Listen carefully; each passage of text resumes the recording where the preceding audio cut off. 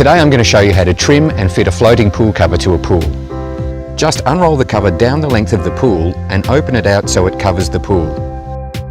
Make sure the blanket is sitting flat on the water. Trim the blanket to the shape of the pool using scissors. It's easy to use the cover if you trim it neat to the pool size, but if you have lots of leaves fall into the pool, you can trim it about 5 to 7 centimetres up the side to keep all the leaves out. In this case, we'll trim to the pool size. Allow enough overlap at the skimmer for the cover to sit inside the skimmer mouth.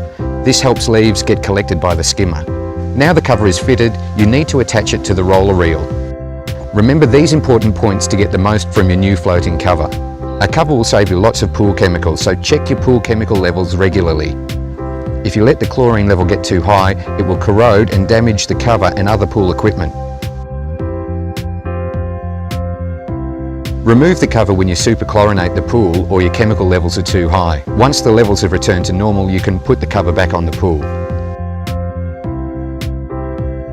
Always keep the cover protected from the sun when it's off the pool and stored on your roller reel. A good heat reflective overcover should be used. Lastly, a good quality floating cover will save you dollars and hours of cleaning time. So use it and enjoy the benefits of a pool cover.